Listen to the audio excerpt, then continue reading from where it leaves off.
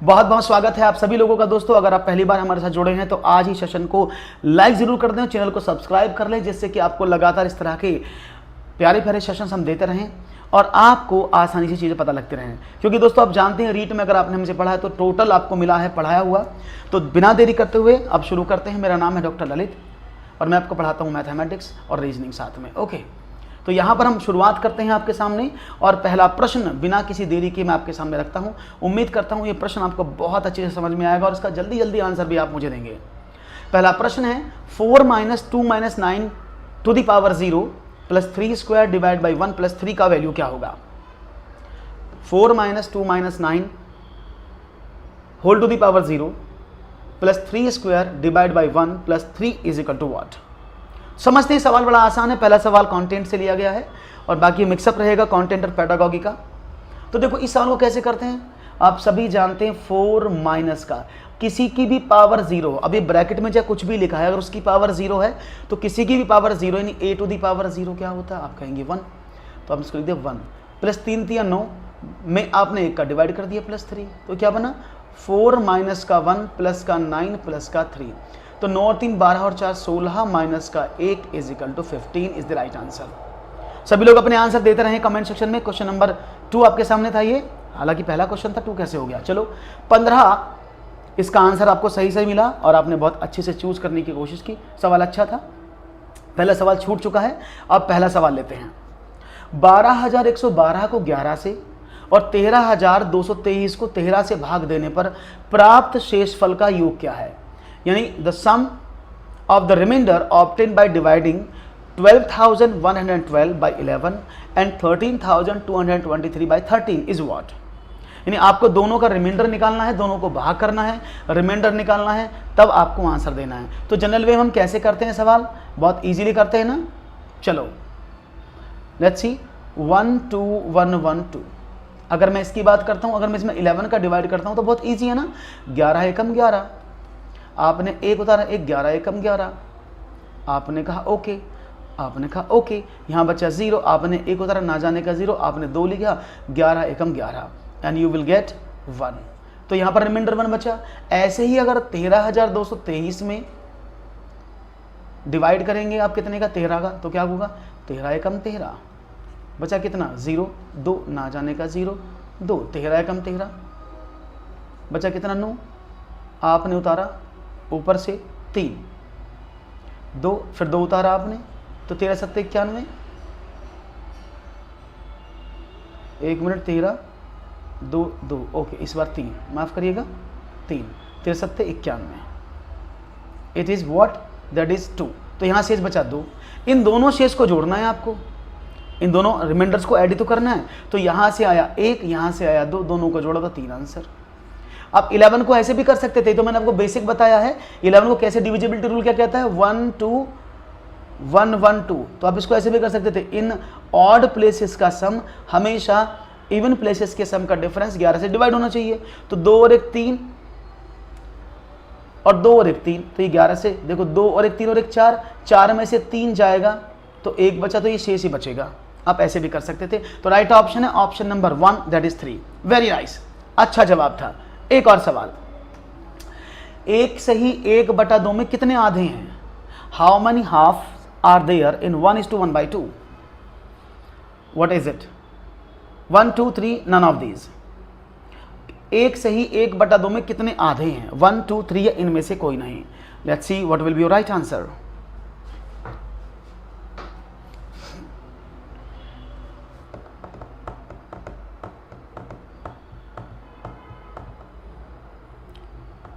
फिर से अभी बताता हूं लास्ट, तो देखते हैं जवाब क्या मिलता है। 1:1/2 में कितने आधे, तो बहुत ही सिंपल सवाल है। अगर मैं आपसे एक प्रश्न पूछूं तो मुझे बताओ कि 10 रुपए में 2 रुपए के कितने सिक्के हैं, तो आप क्या कहेंगे 10 रुपए में कितने 2 रुपए के सिक्के हैं। आपने कहा सर 5 क्यों, 10 में आपने 2 का डिवाइड कर दिया, यू विल गेट 5। यही तो होता है, 10 रुपए में 2 का आपने डिवाइड कर दिया, यू विल गेट 5। तो 10 रुपए में 2 रुपए के कितने सिक्के हुए, 5। तो जब यहां पर आप कर सकते हो, यहां भी तो ये पूछ रहा है वो 2 एकम 2 और 1 3, 3/2 में कितने 1/2 है, तो 1/2 का डिवाइड कर दो, यानी 3/2। अब अगली बार उसकी मल्टीप्लाई कर दो, that you will get 3. Not 5, it's 3. 5 क्यों होंगे? That is 3. बी, हाँ, B is the right answer. Correct answer दिया आपने, आप एकदम अब सही दिया है. That is B is the right option. Correct answer आपकी तरफ से. चलो तो एक और सवाल लेते हैं और देखते हैं वन मोर क्वेश्चन. क्या था इसमें, क्या प्रॉब्लम आई आपको? देखो सिंपल था, अगर आप इसको ऐसे कर सकते तो you can do easily. Otherwise rule क्या कहता है? 1 2 1 1 2. तो इवन नंबर पर आए अंकों का योग कितना है? 2 और 1 3 और 1 4. ऑड नंबर पर 4. और इवन नंबर पर आए योगों का योग, दोनों को घटाने पर अगर 0 मिल जाता है तो वो कट जाता है 11 से, लेकिन अगर कुछ और मिले तो वही रिमाइंडर रहता है. तो इसका मतलब इसका शेष 1 था. ऐसे कर सकते थे. 5 कैसे हो जाएंगे? आप क्या बात कर रहे हैं? 5 आंसर क्यों दिया जा रहा है भाई इनमें से? सिंपल सवाल है. 3/2 में कितने आधे हैं? 1 में 2 आधे. भाई 1 में कितने आधे हैं? 2. और 1 आधा ये हो गया, 3 ही तो हो गए. आप इसको डायरेक्ट भी कर सकते थे. So why you are creating so much problem? आप अपना क्यों सोच रहे हैं कि गलत हो रहा है आपका सवाल? ओके, तो दैट विल बी 3. चलो एक और सवाल. हा, बड़ा अच्छा प्रश्न आपके सामने है. 0.1 into 0.1 into 0.1 plus 0.02 multiply by 0.02 multiply by 0.02 upon 0.2 into 0.2 into 0.2 plus 0.04 into 0.04 into 0.04 का वैल्यू क्या है? ये आपको बताना है. Let's see. हाँ मनीष.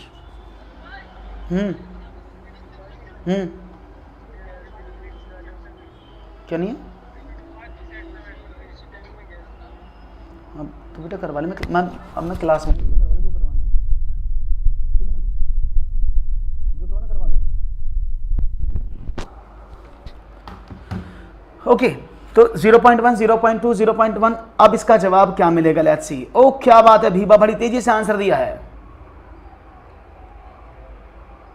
ओके. आपने 10 वाले का आंसर दिया था 5. Oh my God, I forgot. Sorry. तो 4 आंसर मिल रहा है. को कुछ कह समझते हैं. देखो अगर मैं इसकी बात करता हूं, आपने कहा ओके. देखो यहां से मैं क्या निकालता हूं? 2 बाहर निकालता हूं. समझ रहे हो ना सवाल को? ये तो ऊपर लिखा ही है ना, 0.1 मल्टीप्लाई बाय 0.1 मल्टीप्लाई बाय 0.1 एक तरफ, plus 0.02 multiply by 0.02 multiply by 0.02 ये अलग. इसको मैंने एक ब्रैकेट में बंद कर दिया ऐसे. अब देखो अगर मैं यहाँ से इस वाली वैल्यू में से 2 बाहर निकालता हूँ, 2 इसमें से 2 इसमें से 2 इसमें से, तो भाई तीनों में से 2 2 आ जाएगा ना ऐसे, क्योंकि मल्टीप्लाई में है. तो आपने क्या देखा अंदर? जब 2 इसमें से बाहर निकला तो 0.1, इसमें से 2 बाहर निकला तो 0.1, इसमें से 2 बाहर निकला तो 0.1. क्लियर? प्लस जब इसमें से 2 बाहर निकला तो क्या बचा? 0.02. इसमें से 2 यहाँ से बाहर निकाला तो multiply by 0.02 multiply by 0.02. Okay, अब देखो ये पूरी वैल्यू ऊपर वाली के बराबर है, पूरी काट दें तो क्या बचा? 1/8. और 1/8 क्या कहता है? 0.125. That is the right answer, option number 4. Clear है? 1/4 नहीं 1/8 आएगा भाई दोस्तों.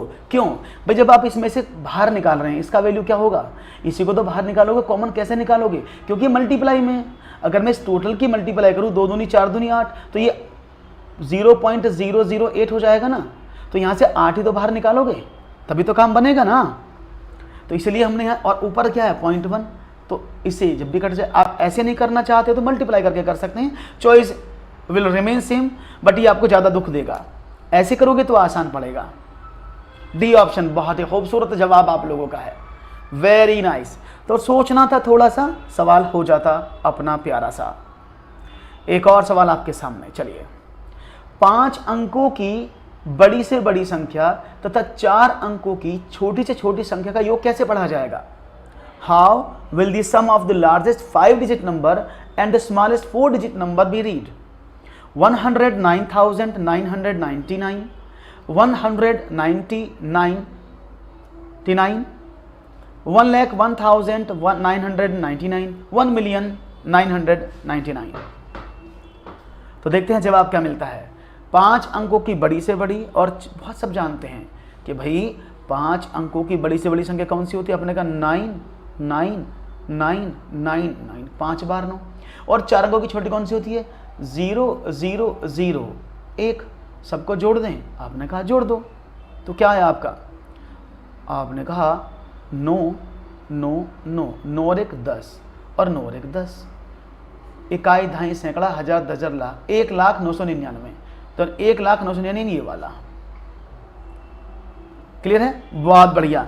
तो B is the right option. क्या बात है, खूबसूरती से आप लोगों के जवाब यहां पर लगातार आ रहे हैं। That's very nice and impressive answer you have given, very good.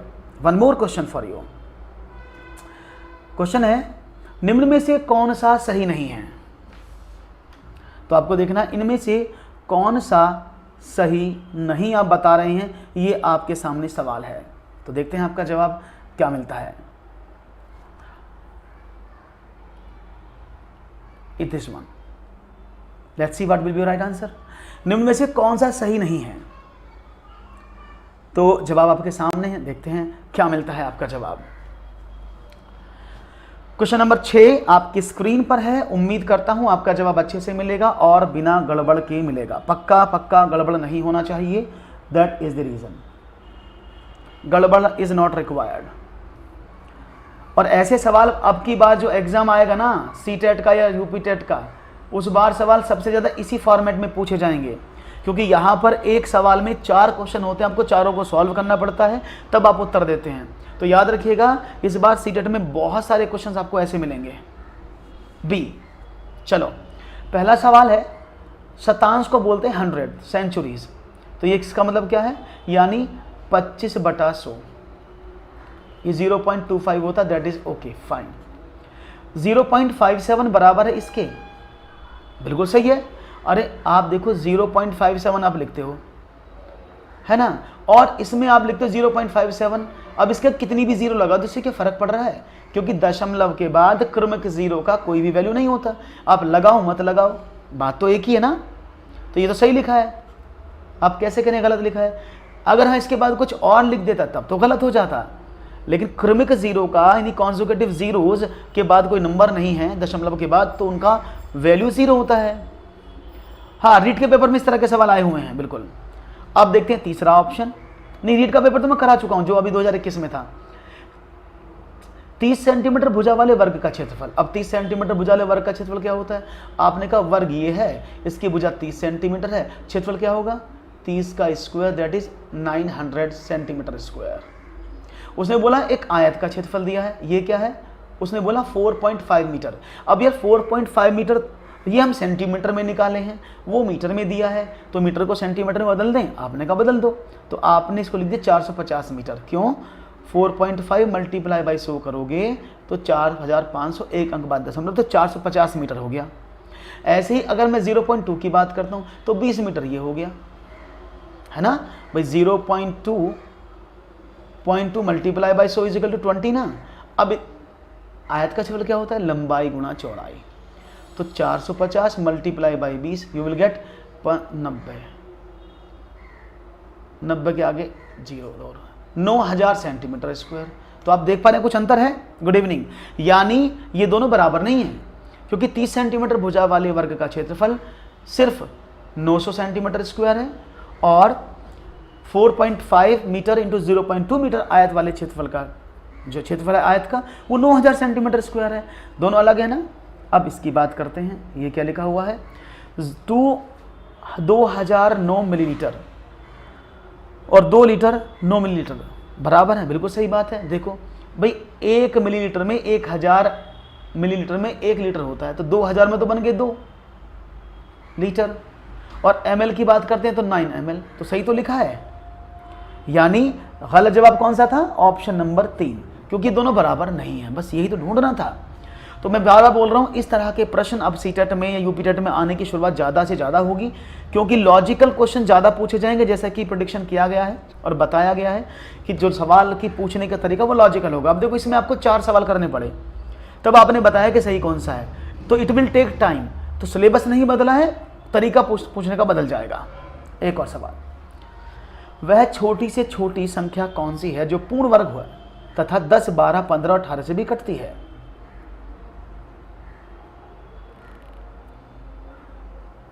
हाँ बिल्कुल आएगी, क्यों नहीं आएगी कनिका, क्यों नहीं आएगी इतनी मैथ?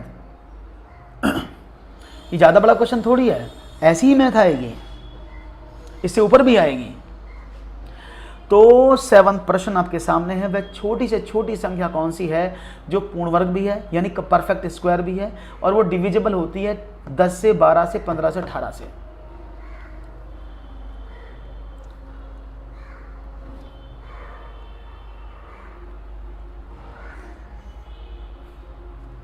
तो राइट ऑप्शन क्या मिलता है, देखते हैं जवाब क्या मिलता है आपका। उम्मीद पर दुनिया कायम है, लाइक करते रहो सेशन को, लाइक जरूरी है, लाइक पर अत्याचार ना करें, कृपया करके लाइक को बरकरार रखें। तो सवाल आपके सामने है, देखते हैं जवाब। गुड इवनिंग मीनाक्षी, सवाल का जवाब क्या है। देखो, इस सवाल को दो तरीके से कर सकते थे, आप तो ये बाई ऑप्शन चूज कर सकते थे या फिर आप इसको सॉल्व कर सकते थे। तो पहले मैं बाई ऑप्शन बताता हूँ। देखो, सबसे पहले छोटी संख्या पूछी है ना, तो छोटी ले ली 900। क्या 900 सभी से कटता है, देखो 0 है, कट जाएगा। 12 7 84 और 12 5 से 12 से भी कट गया। 15 6 90, 18 5 90, तो ये सबसे कट रहा है। 3600 भी कटेगा लेकिन वो बड़ी संख्या है। 3600 भी तो डिवाइड होगा लेकिन वो बड़ी संख्या। उसने बोला छोटी छोटी संख्या कौन सी है, तो यही तो जो पूर्ण वर्ग है। दूसरा तरीका क्या था, आपने कहा 10 12 15 18 का आप एलसीएम निकालो। चलो निकाल लेते हैं। आपने 2 से डिवाइड किया, 2 पंजे 10, 6 15 कटता नहीं 9, फिर 2 से काटा, आपने कहा 5 3 15 और 9। आपने कहा 3 से काट लेते हैं इसको, 3 से काटे तो 5 नहीं कटता, 1 5 और 3, फिर 3 से काट दिया। आपने कहा 5 1 5 1, अब आपने 5 से डिवाइड कर दिया, 1 1 1 और 1। क्लियर है। अब क्या हुआ, अब देखो अगर वो परफेक्ट स्क्वायर बनाने की बात कर रहा है कि परफेक्ट स्क्वायर होना चाहिए, तो संख्या जो इनसे कटेगी, लेकिन परफेक्ट स्क्वायर पूछ रहा है तो क्या करें। देखो 2 का जोड़ा है, परफेक्ट स्क्वायर में जोड़ा चलता है ना, 3 का भी जोड़ा, एक जोड़ा में से 5 का, तो 5 का जोड़ा बना लो। क्या करेंगे, 2 multiply by 2 multiply by 3 multiply by 3 into 5, एक 5 और लगा दे क्योंकि उससे पूर्ण वर्ग बन जाएगा, मल्टीप्लाई कर दो। 5 5 25 75 दूनी 150, 150 तो ये 450 दूनी 900। आप ऐसे भी कर सकते थे। Is it clear.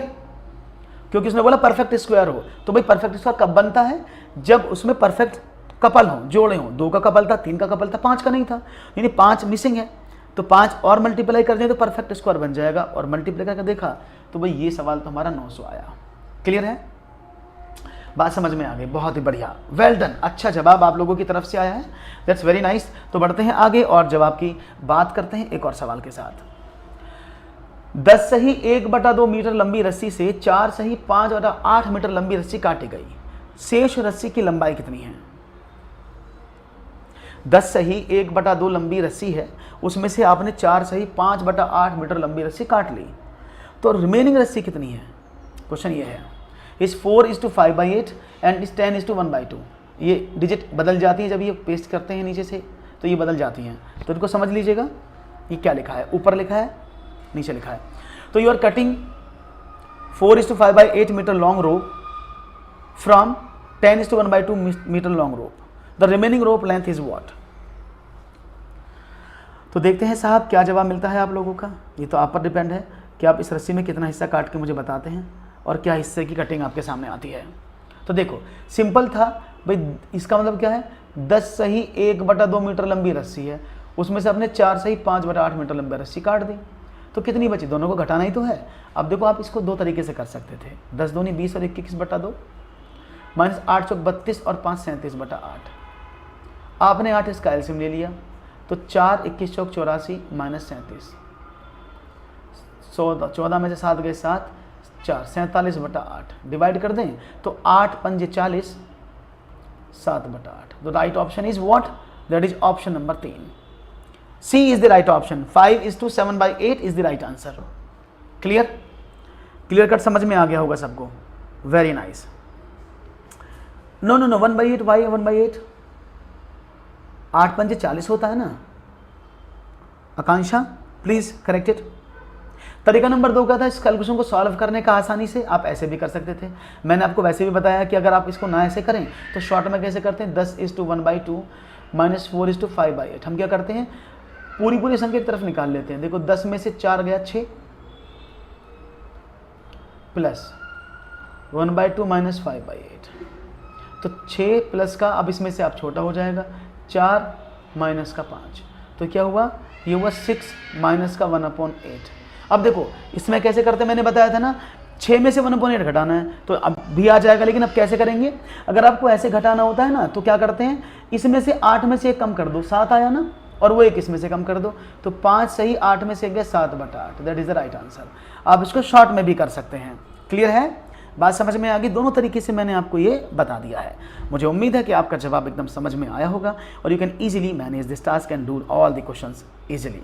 एक और प्रश्न आपके स्क्रीन पर, जब दिल्ली में समय 8:49 PM है, तब सिडनी में समय अगले दिन का 1:19 AM है।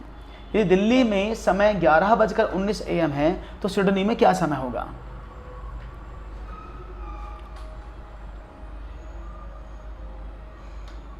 देखते हैं। हेलो, कैसे हैं पुष्पा, सवाल आपके सामने है। When the time in Delhi is 8:49 PM, then the time in Sydney is 1:19 AM the next day. If the time in Delhi is 11:19 AM, then what is the time in Sydney? ओह आकांक्षा गलत हो गया, no type wrong हो गया, कोई बात नहीं है। हाँ, यू पीरियड के लिए भी रहेगा, डोंट वरी कनिका। चलो देखते हैं जवाब क्या मिलता है आप लोगों का। और ये लाइक बड़े कम आ रहे हैं भी, आप लोग लाइक में बड़ी कंजूसी करते हैं। अच्छा लाइक सही है आज, फिर भी चलो अच्छी बात है, ऐसे लाइक करते रहा करो आप।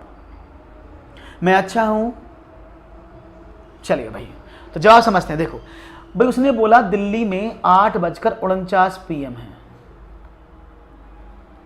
तो सिडनी में नेक्स्ट डे 11:19, सिडनी में समय अगले दिन का 1:19 होता है, दैट इज 1:19।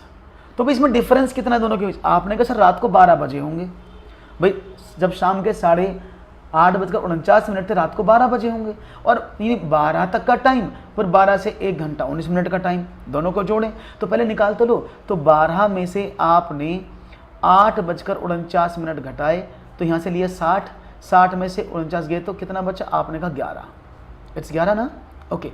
और 11 में से 8 गए 3 घंटा 11 मिनट, तो ये हुआ।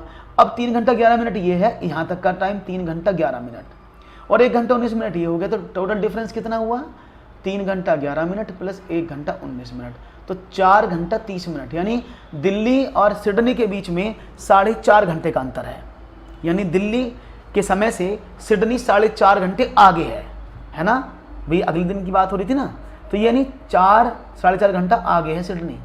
उसने बोला यदि दिल्ली में अभी 11-19 हो रहे हैं तो सिडनी में क्या होगा, सिडनी तो 4.5 घंटे हमसे आगे है, तो 4 घंटा 29 मिनट हमने इसमें जोड़ दिया, 9, 4 और 11 और 4 15, और 15 को क्या बोलते हैं रेलवे के टाइम के अकॉर्डिंग, 3:49 PM। है कहीं जवाब इसमें, आपने कहा बिल्कुल है, B is the right option. ठीक है, तो टाइम वाले सवाल बहुत ज़्यादा सीटी में पूछे जाते हैं, तो ये बात समझ में आ गई, क्लियर है, कोई प्रॉब्लम तो नहीं कि if you have an issue you can ask. Clear, it's clear ना, very nice and very good. चलो तो बढ़ते हैं आगे और देखते हैं एक और सवाल आपकी स्क्रीन पर क्या आता है, लेट्स सी। एक टिन के बर्तन में 20 लीटर पेट्रोल है, रिसाव के कारण 3 लीटर पेट्रोल की हानि हुई। टिन के बर्तन में कितने प्रतिशत पेट्रोल रह गया। सवाल बड़ा अच्छा है। एक टिन का बर्तन था, उसमें 20 लीटर पेट्रोल है, रिसाव हुआ, उसके अंदर क्या हुआ, उसके अंदर रिसाव हो गया, दैट इज लीकेज हो गया। उस लीकेज के कारण उसमें से 3 लीटर पेट्रोल की हानि हुई, इसमें से 3 लीटर पेट्रोल बाहर निकल गया। अब टिन के बर्तन में कितने प्रतिशत पेट्रोल रह गया।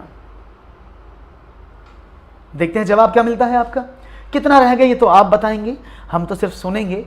तो देखो समझ लो, ये है टिन का बर्तन है ना, ये टिन का बर्तन था, इसमें 20 लीटर पेट्रोल था, इसमें रिसाव हुआ तो 3 लीटर बाहर निकल गया। तो टिन के बर्तन में कितना पेट्रोल है, 17 लीटर है ना। 17 लीटर पेट्रोल अवेलेबल है, कितने में से, 20 में से, और मल्टीप्लाई बाई 100, क्योंकि परसेंटेज तो 100 में निकलता है, तो हमने डिवाइड कर दिया।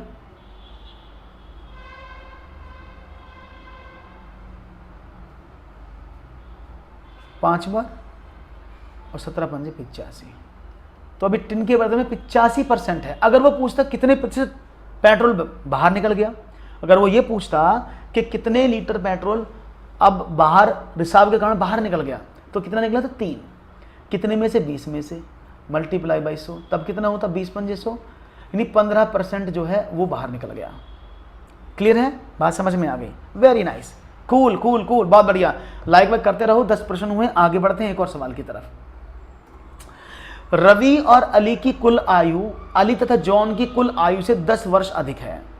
जॉन रवि से कितना छोटा है? 10 वर्ष, 20 वर्ष, ज्ञात नहीं कर सकते या उपरोक्त में से कोई नहीं। रवि और अली की कुल आयु अली तथा जॉन की कुल आयु से 10 वर्ष ज्यादा है। अब रवि जॉन और रवि से कितना छोटा है ये आपको बताना है।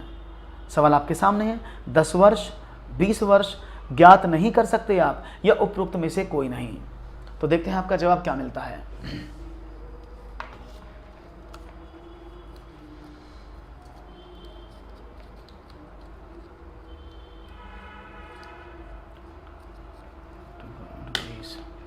लेट्स सी, जल्दी करना भी सवाल को।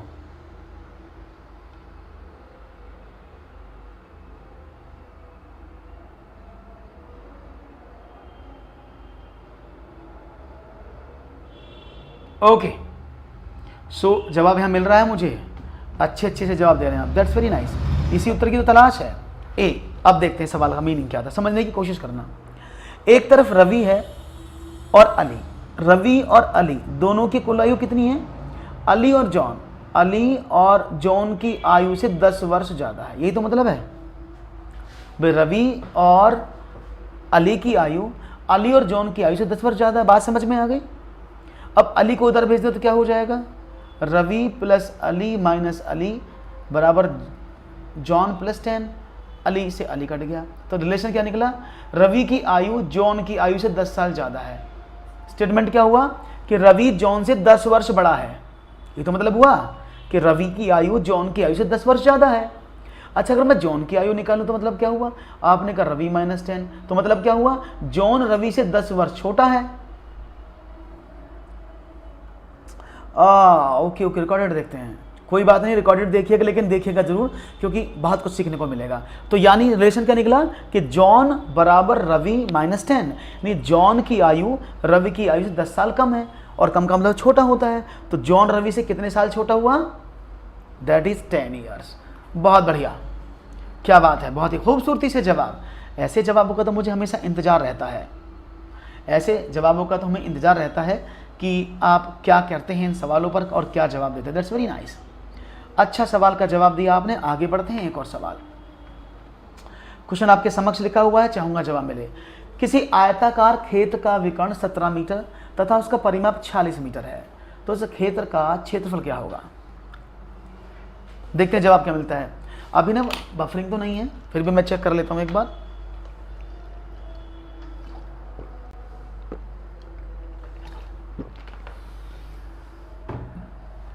ओके, तो देखो इस सवाल को 2 तरीके से कर सकते हैं। तरीके दोनों बताता हूं कौन कौन से। एक आयताकार खेत का विकर्ण 17 मीटर तथा परिमाप 46 मीटर है, तो इस खेत का क्षेत्रफल क्या होगा? अब समझने की कोशिश करना। मैं इसको दोनों तरीके से कराऊंगा, शॉर्टकट से भी और बेसिक से भी। फॉर एग्जाम्पल, ये है आपका खेत, आयताकार खेत, इसका ये दे दिए डायगोनल 17 सेंटीमीटर, और इसका जो परिमाप है, परिमाप क्या होता है यहाँ लिख देता हूँ, 2 इंटू एल प्लस बी होता है ना, वो कितना दिया है? आपको दिया है 46। क्लियर है? अब ये इसकी एल है और ये इसकी बी है। आप सभी जानते हैं कि भैया ये पाइथागोरस थ्योरम के अकॉर्डिंग क्या होगा, क्योंकि समकोण त्रिभुज बन रहा है यहाँ पर, ये कर्ण हो गया, तो पाइथागोरस थ्योरम के अकॉर्डिंग क्या होगा? आपने कहा sir L square plus B square बराबर 17 का स्क्वायर होगा, और इसके अकॉर्डिंग दूसरी इक्वेशन क्या कहती है कि एल प्लस बी बराबर 23 होगा, क्योंकि 2 को उधर भेज देंगे 23। मैंने क्या काम किया? मैंने इसका स्क्वायर कर दिया, दोनों तरफ का होल स्क्वायर, तो ये क्या हो जाएगा? अगर मैं एल प्लस बी का होल स्क्वायर करता हूँ, it will give you what? L square plus B square plus 2LB, ये तो देगा, है ना? आपने कहा ओके। अब एल प्लस बी का वैल्यू तो आपको पता 23 है, तो मैं लिख सकता हूँ उसको 23 का square is equal to L square, B square का वैल्यू आपको पता 17 का स्क्वायर प्लस 2LB। अब इसको 2LB का वैल्यू निकालते हैं, it will give you 23 square minus 17 square, यानी 23 प्लस 17, 23 माइनस का 17। ओके, ये 2LB के बराबर है। तो LB क्या हो जाएगा, 2 का डिवाइड कर दिया इसमें, ये क्या हुआ 23 और 17 40, 40 मल्टीप्लाई बाई 6/2। ठीक है भैया, इसको डिवाइड कर दिया, 4 तिया 12, 120 metre square. Right option 120 metre square.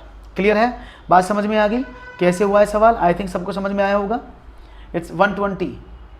अब ये तो बहुत बड़ा तरीका था ना, आपने बहुत टाइम लगा दिया समझने में और करने में। मैं इसको छोटे तरीके से आपको बताता हूँ, इसको और स्मार्ट वे में आप कैसे कर सकते थे। ये तो समझ में आया ना बेसिक क्या है। I think basic is clear not to all, कि बेसिक से आप इसको कैसे कर सकते हैं। अब इसको बात करते हैं छोटे तरीके से सॉल्व करने की। अब स्मॉलेस्ट तरीका क्या है, लेट्स सी।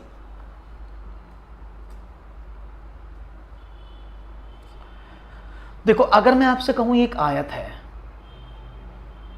और इसका विकर्ण है 17, तो मैं इसको थोड़ा सा आगे करूं। मैंने इसमें से एक ट्रायंगल निकाले, ये वाला, जिसका ये 17 था। और आप सभी जानते हैं according to the property of triplet, triplet किसका बनता है? आपने कहा 8, 15 और 17 का बनता है। नहीं, अगर किसी समकोण त्रिभुज का कर्ण 17 है तो ये 8 का और ये 15 का होगा। शायद ट्रिपलेट आपको याद है, ट्रिपलेट याद है ना? तो आपको पेन भी नहीं चलाना पड़ेगा और 15 8 120 आपका आंसर आ जाएगा।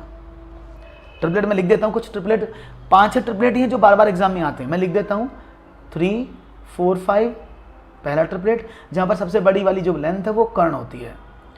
आप लिखते हैं 5 12 13, 6 8 10, 7 24 25 और 8 15 और 17। ये ट्रिपलेट सबसे ज़्यादा कॉमन है जो एग्जाम में आते हैं। क्लियर है? तो ये सबसे ज़्यादा ट्रिपलेट हैं जो कॉमन आते हैं एग्जाम में। 3 4 5, 5 12 13, 6 8 10, 7 24 25 और 8 15 और 17। क्लियर है, बात समझ में आ गई? तो you can apply this concept through which you can. अब देखो 17 था, 17 की दोनों भुजाएं कौन कौन सी होती है समकोण त्रिभुज में? 8 और 15। तो 15 ये 8, तो 15 ये होगी, 8 ये होगी, 15 8 120 आंसर। तो without any delay, without any hesitation, without any problem आपने जवाब उत्तर दे दिया 120। कितना आसान था, इजी था ना? चलो तो एक और सवाल लेते हैं फिर। ये रहा, सुमित एक स्कूल में समबाहु त्रिभुजाकार मैदान है। सुमित के स्कूल में एक त्रिभुजाकार मैदान है जो समबाहु है। वह प्रतिदिन उस मैदान के 6 चक्कर लगाता है। यदि उस मैदान की प्रत्येक भुजा की लंबाई 45 मीटर हो तो उसके द्वारा प्रतिदिन तय की गई दूरी कितनी है? ये कुछ ऐसा हो गया, सुबह सुबह आप जॉगिंग पे जाते हो और जिस पथ पर आप दौड़ते हो वो त्रिभुजाकार है और उसकी एक भुजा की लंबाई 45 मीटर है।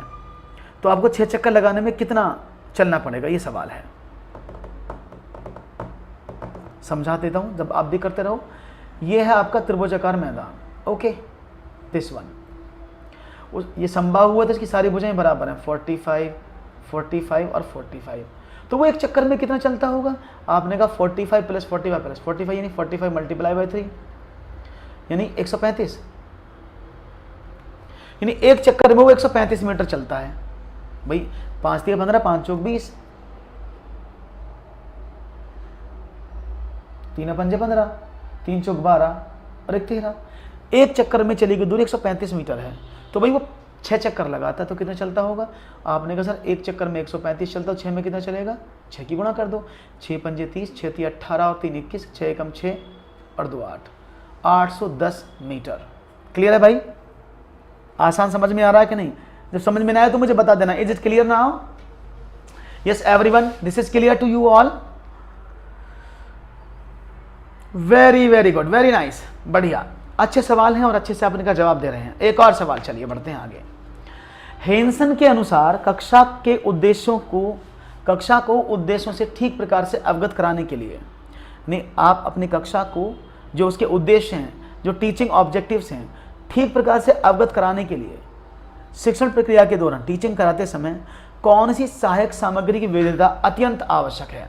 इनमें से कौन सी वो सामग्री है, कौन सा वो ऐड है जिसके द्वारा आप उसमें विविधता ला सकते हैं? तो देखते हैं आपका जवाब क्या मिलता है। Okay, is it clear?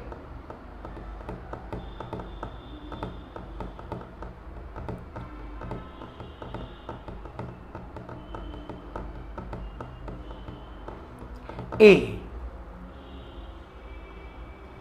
Okay, let's see what will be right answer. देखते हैं जवाब क्या है। Okay, wait a minute guys. तो देखते हैं जवाब मिल रहा है आप लोगों का। That's very nice.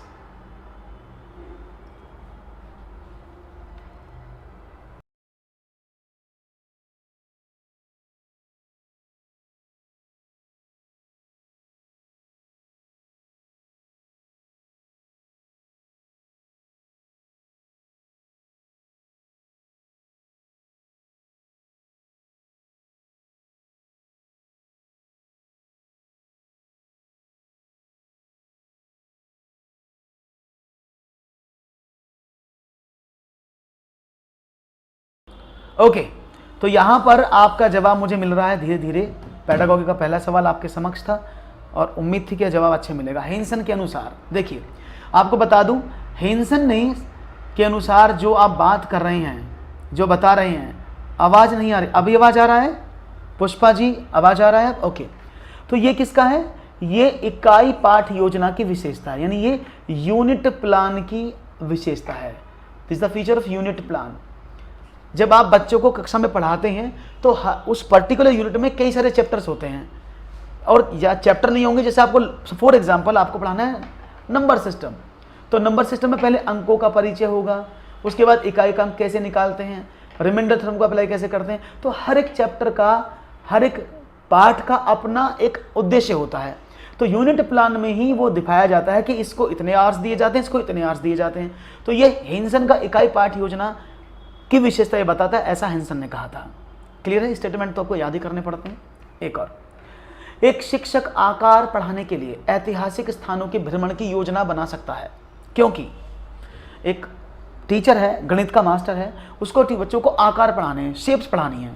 तो शेप्स पढ़ाने के लिए ऐतिहासिक स्थानों के भ्रमण की योजना वो बना सकता है। जो हिस्टोरिकल प्लेस है उनको बच्चों को ले जा सकता है। क्यों ले जा सकता है? ऑप्शन आपके सामने है। पहला, क्षेत्र भ्रमण सीबीएसई द्वारा अनुशंसित किए गए हैं, इसलिए अति आवश्यक है, यानी field trip is recommended by CBSE and these are essential.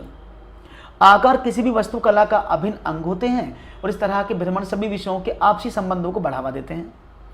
उसने समय रहते अधिकांश पाठ्यक्रम पूरा कर लिया है और उसे अवकाश उपलब्ध कराने की आवश्यकता है, या वह गणित की रोजाना कक्षा के लिए एक अच्छा अवकाश होगा और साथ ही संप्रेषण परक कौशल में सुधार लाने के लिए बेहतर अवसर होगा।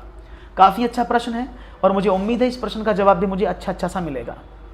लेट्स सी क्या जवाब देते हैं आप इस प्रश्न का।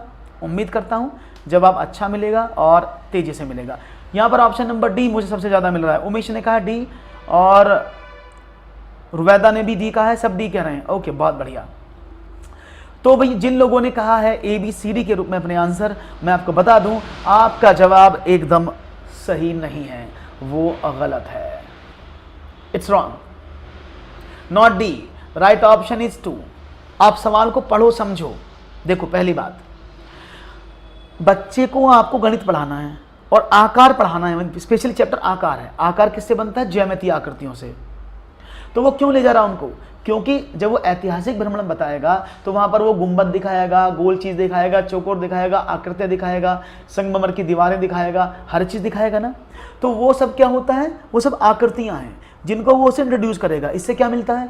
बच्चा इतिहास के बारे में भी समझेगा, बच्चा गणित के बारे में समझेगा, बच्चा भूगोल के बारे में जानेगा, यानी वह आपसी संबंधों को कनेक्ट करेगा। और एनसीएफ क्या कहता है? एनसीएफ कहता है कि बालक को आप जब भी पढ़ाओ उसको दैनिक जीवन की चीजों से आपस में कोरिलेट करके पढ़ाओ। अरे क्या बात है सोनम, बहुत बहुत शुक्रिया Sonam, thank you very much. बात समझ में आ रही है? हाँ, अब देखो यहां पर क्या है, कक्षा के अच्छा एक बार बताओ, क्या क्षेत्र भ्रमण वो कह रहा है मुझे आकार पढ़ाने हैं, उसका पर्पस क्या है? पर्पस क्या है? कि बच्चों को शेप्स पढ़ाना चाहता है, और वहां आप कह रहे हो कि अवकाश होगा। जब वो शेप्स पढ़ाने की बात कर रहा तो that is the field trip, that is education field trip, जहां पर आप अवकाश नहीं कर सकते। दूसरी बात क्या है, आप जब गणित का टूर लगाते हैं तो कम्युनिकेशन स्किल्स में इसका क्या मतलब है? आप बताओ।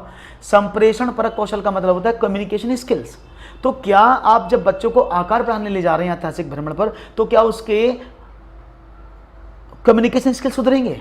आप मुझे बताओ, क्या कॉरिलेट होता है? कि बच्चे को आप फील्ड घुमाने ले जा रहे हो और उसको ऐतिहासिक भ्रमण यात्रा करवा रहे हो गणित पढ़ाने के लिए, तो उसके कम्युनिकेशन स्किल सुधरेंगे? नहीं होगा ना। दैट इज द हाँ, तो गणित पढ़ाने के लिए, आकार पढ़ाने के लिए कोई कंप्यूटेशनल स्किल्स की आवश्यकता नहीं होती है। Is it clear? तो राइट ऑप्शन क्यों था दूं? आपको समझ में आ गया है। Very good.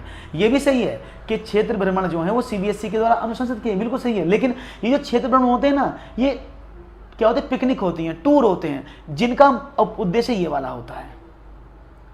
वीडियो नहीं रुक रहा है, वीडियो इज ओके। पुष्पा, एक और सवाल। नेहा विभिन्न तरीकों से संख्या व्यक्त कर सकती है, जैसे उदाहरण के लिए 3 + 2 = 5, या 4 + 1 = 5, अथवा 2 + 7 = 9, अथवा 3 + 6 = 9। वह संख्या की किस विकासात्मक अवस्था पर है, ये आपको बताना है। परिमाणात्मक अवस्था, विभाजनात्मक अवस्था, संक्रियात्मक अवस्था या गुणनखंडीय अवस्था। वह कौन सी अवस्था पर है, ये आपको बताना है।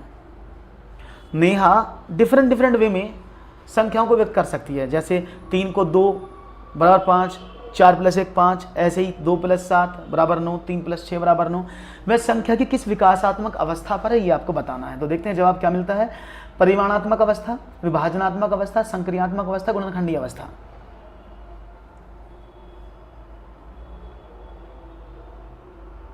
ओके,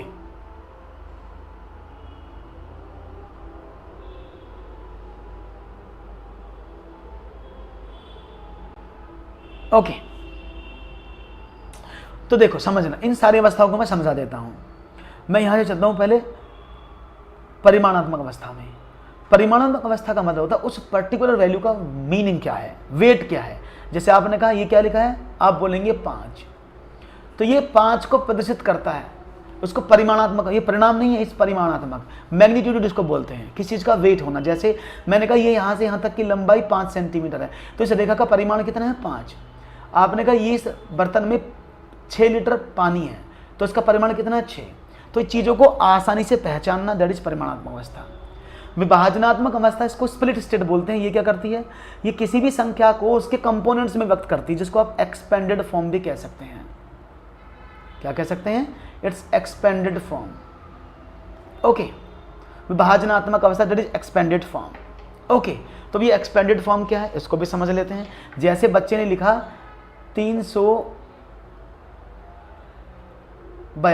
तो उसको कैसे लिखेगा वो, 300 + 80 + 2। तो ये जो एक्सपेंडेड फॉर्म है, पर विभाजनात्मक अवस्था में, स्प्लिट स्टेट में, बच्चा संख्या को उनके कंपोनेंट में तोड़ देता है। क्लियर है? ओके। संक्रियात्मक अवस्था, इसको बोलते हैं ऑपरेशनल स्टेज। अब बच्चा क्या कर रहा है, वो संख्याओं के साथ खेल रहा है। वो कह रहा है कि सर 3 और 2 को जोड़ते तो भी 5 आता है, और आप 4 और 1 को जोड़ेंगे तब भी 5 आएगा। यानी यह ऑपरेशनल स्टेज है, बच्चे यहाँ पर ऑपरेशन परफॉर्म कर रहा है। और गुणनखंडीय अवस्था क्या होती है, याद रखिएगा, गुणनखंडीय अवस्था हमेशा वह अवस्था है जिसमें बालक फैक्टराइजेशन करना शुरू कर देता है। जैसे वहाँ प्लस का मतलब नहीं होता, वो गुणात्मक चीज़ होती है। जैसे आपका 12 के फैक्टर करो तो क्या करेगा, 2 × 3। ये इसकी क्या है, ये उसकी गुणनखंडीय अवस्था है, जहाँ पर वो मल्टीप्लिकेशन में उस चीज़ को तोड़ना शुरू कर देता है। ठीक है ना। जब भी फैक्टराइजेशन स्टेज आएगा वो हमेशा मल्टीपल पर डिपेंड होता है, और जब भी विभाजनात्मक अवस्था आएगी वो हमेशा प्लस पर डिपेंड होता है।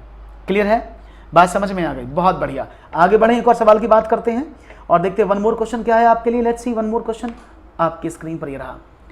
राष्ट्रीय पाठ्यचर्या की रूपरेखा 2005 में उल्लेखित गणित की लंबी आकृतियां किस ओर संकेत करती हैं। 1. चुनौतीपूर्ण समस्याओं को हल करने के लिए। 2. गणित के खेलों का सृजन करने के लिए, हस्त सिद्ध अनुभव प्रदान करने के लिए, या एक संकल्पना पर दूसरी संकल्पना बनाने के लिए। क्लास कब होगी, क्लास तो डेली होती है। तो देखते हैं जवाब क्या मिलता है। राष्ट्रीय पाठ्यचर्या की रूपरेखा 2005 में उल्लेखित गणित की लंबी आकृतियां संकेत करती हैं किसकी तरफ।